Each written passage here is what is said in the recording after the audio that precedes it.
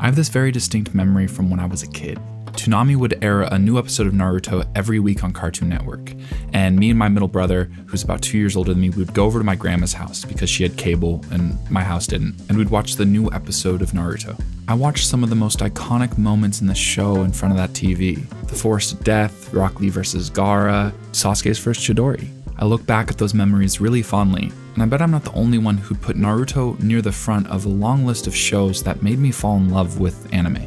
Through all its glory, Naruto had a lot of problems. While the highs soared so high, the lows were just so treacherously low. That's why today, when I'm making the case that Jujutsu Kaisen just is doing what Naruto did better, it's coming from a place of respect. I'm sure I'm not the only one that saw similarities between Jujutsu Kaisen and Naruto. But for anyone who doesn't see it and is wondering how similar can they be, well, they're just shows with a main character who's a loud and expressive goofball who acts unapologetically like himself, slowly gaining the respect of everyone around him through the sheer force of being a good-hearted, caring person, and he harbors a malicious, powerful, evil spirit inside him that comes out, causing him to lose control. At some points, the main character will even have conversations with that spirit in a dark and moody domain. And while we're on the topic of dark and moody, the main character will have a classmate that he constantly gets in arguments with, while the protagonist will recklessly abandon his own safety to help others indiscriminately. His dark and moody teammate will often have a more measured philosophy, but then is forced outside of his comfort zone when the protagonist makes rash decisions. That same teammate was born with special, innate abilities related to the magic system and was separated from his family. These two characters are joined by a third classmate who's a strong and angry young woman. Often she'll yell at her teammates, all while working hard to be perceived as beautiful. These three students will attend a school that teaches people how to protect the world around them through practical missions and academic competitions. The main three characters are part of a team led by a silver-haired, strong, cool teacher who has a blindfold he takes off during intense battles to increase his power. Yeah, there's a couple similarities. Naruto was a generation-defining show, and I think Jujutsu Kaisen has the potential to become one. Before I make my case, there's a couple disclaimers I have to make. First, I'm just talking about season 1 of the anime Jujutsu Kaisen. I'm not talking about the manga. And I'm comparing that to both Naruto and Naruto Shippuden. So for future reference, when I say Naruto, I'm referring to both series. And I know that this isn't a fair comparison. I'm juxtaposing a series that ran for 10 years and one that's released a single season. But I do think it's a comparison that should be made. So that being said, this is why Jujutsu Kaisen is doing what Naruto did better. First, I'm sure you've heard that really popular quote from Isaac Newton talking about standing on the shoulders of giants. Essentially, in this case, it's saying that Jujutsu Kaisen has the opportunity to be better because it can learn from the mistakes and successes of shows like Naruto. Generally speaking, people get better at things as time goes on. Professional athletics have become more competitive. Speedrunners are breaking records we didn't think were possible to break. And I only cried for like 4 minutes last week when I stubbed my toe. People are improving quicker because we have the opportunity to learn from those before us. Next, Naruto had to release continuously, whereas Jujutsu Kaisen releases seasonally. For those who don't know about seasonal anime, anime is now released in 4 seasons: winter, spring, summer, and fall. By having the opportunity to take gaps between releasing seasons of shows, animation production companies have an opportunity to polish their products more. Not only that, but anime has become more popular, which has increased profitability. Companies have more incentive to invest large sums of money in creating an anime. Tobias, what are you doing? Throwing money at the problem. Okay, money isn't the solution to every problem. It is if you've got enough. Things like this should make it easier for anime to be better. And if you look at the general quality of anime as a whole, we've seen a golden age. But in some ways, when it comes to art, we see the opposite. If you look at a top 100 list, you'll almost exclusively see old... Hey. What? Hey, did you tell him to subscribe yet? No, I'm in the middle of something. You're a YouTuber now. You're supposed to do that. Okay. It works really well. Okay. Have you subscribed? Apparently it works really well to tell you to do it. I don't know, man. Okay, where was I? If you look at a top 100 list, you'll almost exclusively see older shows. Why is that the case? I like thinking of music when talking about this because a lot of people will look at older generations of music with a lot of envy. People will point out all the music they don't like that's being released today as an example of why music's gotten worse, when in reality bad music has always been released, but good music withstands the trial of time. But sometimes when we go rewatch nostalgic shows that influenced us growing up, they don't hold up. What's weird about Naruto is it falls into this category of both great and very bad. I just don't think there's a well-written female character in Naruto. There's a lot of characters that have tons of potential, like Hinata and Sakura, but every time they seem to make any growth in their character arc, the writer would just throw it away for stupid, generic reasons.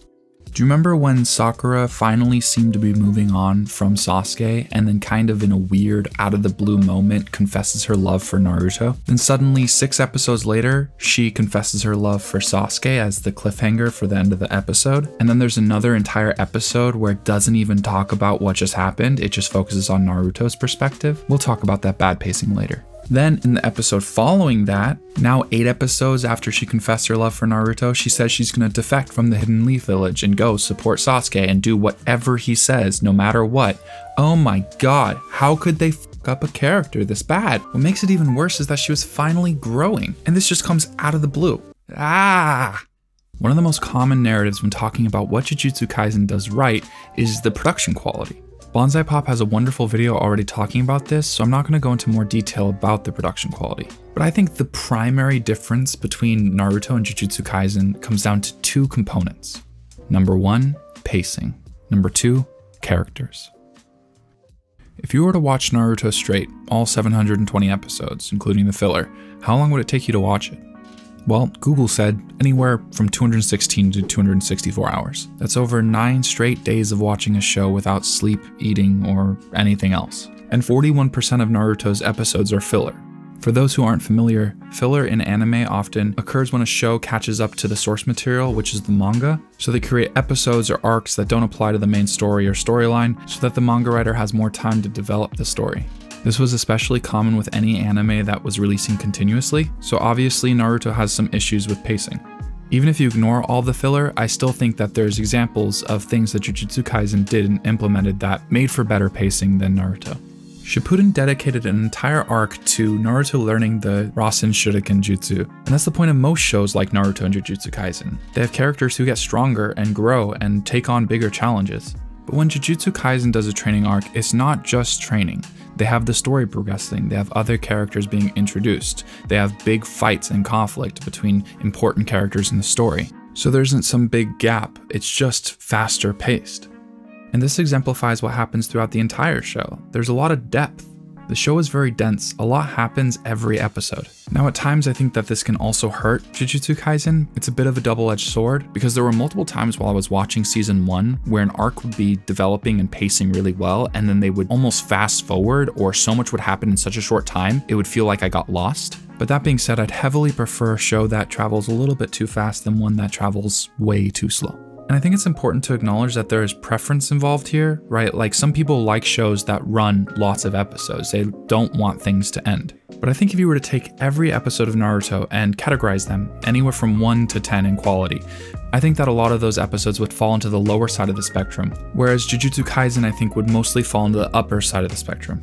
So on one hand, you could look at the average quality of an episode as a major defining factor of how good an anime is, but I think there's another important component, the peaks. Earlier I talked about how influential Naruto was for me as a kid.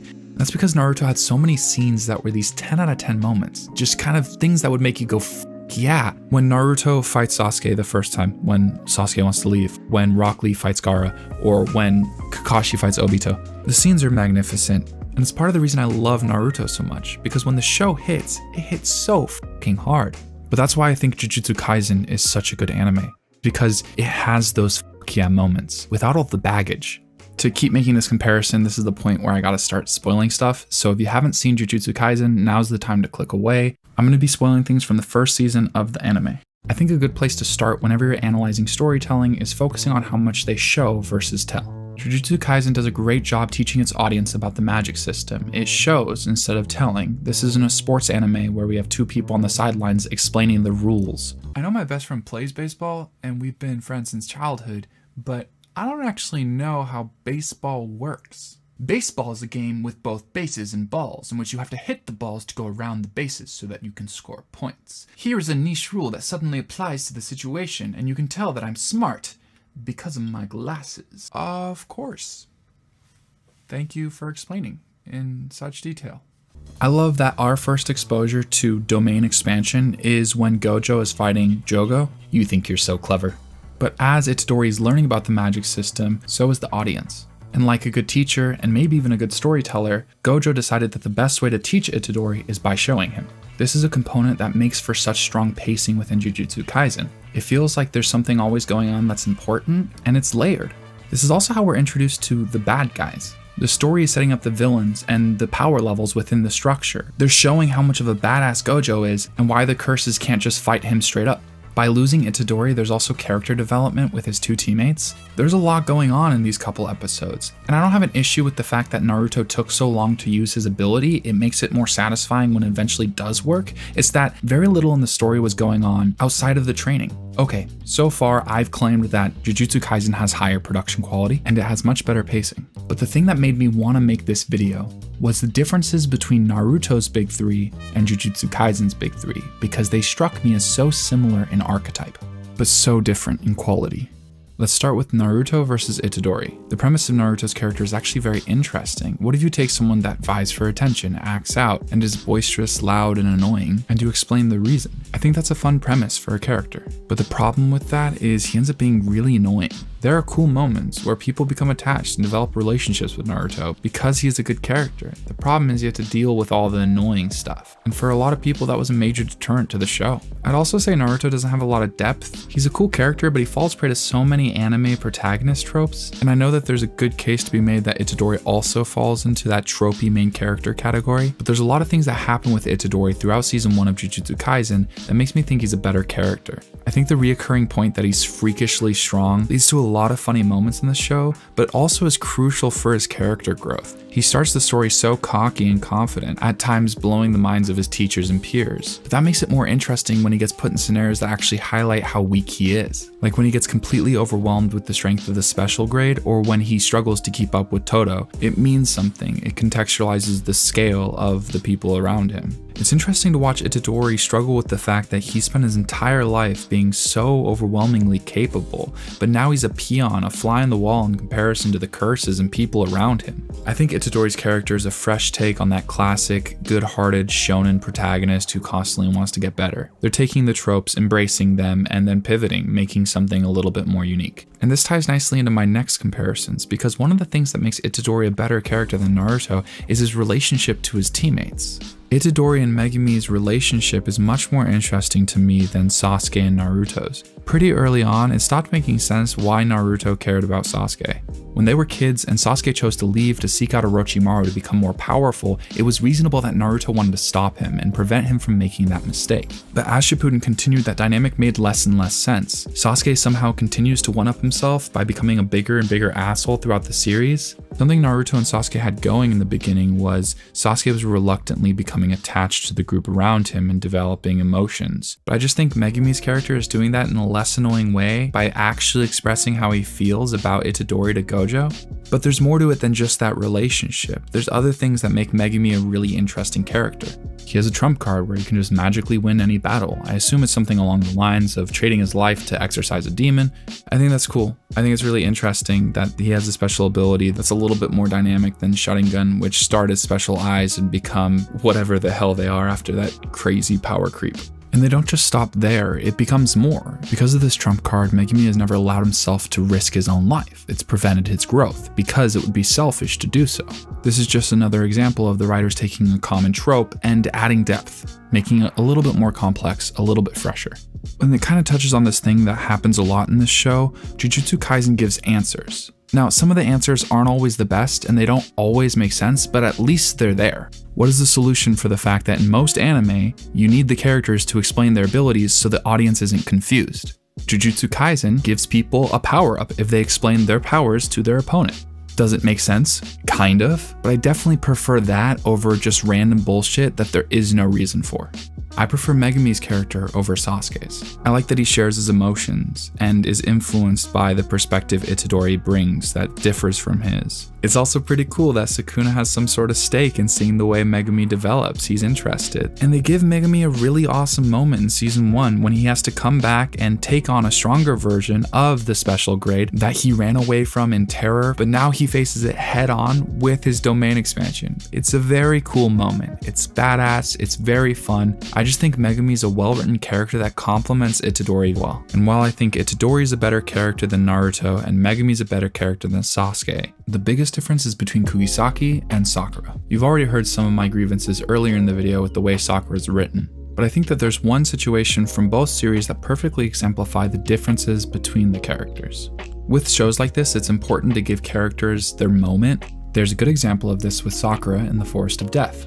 She sacrifices something very important to her, which is her hair that represents her beauty, in order to overcome an obstacle, or at least that's what they try to do. But the problem is they kind of undermine the moment in a lot of ways. She doesn't really do much afterwards. She then immediately gets bailed out by Ino, Shikamaru, and Choji, and then after that they get bailed out by Sasuke's new curse. It really could have been a substantial moment that led to continuous growth with Sakura, but it doesn't really feel like much comes afterwards. I can count the amount of times this happens for Sakura on one hand, whereas in juxtaposition, there's as many moments that undermine her character, that take away from that growth. It's incredibly frustrating because for most of the story, her character gets reduced to someone who's in love with Sasuke and nothing more. At first, I wasn't really sure Kugisaki's character was going to be more interesting than Sakura's. Shonens in general have a tendency to write female characters poorly, but in the final arc of season 1, they do so many things right with her character. Not only do they give her her special moment, we'll get to that one later, but they give her a lot of small moments that I think add to the character. For example, in that final fight, when they're running away from the blood magic and Itadori asks if she can run any faster and she responds no. He picks her up and then takes off. And then instead of being self-conscious because he's faster than her or because she needs to rely on a teammate to help her, she finds a way to be useful and tells him she has his back.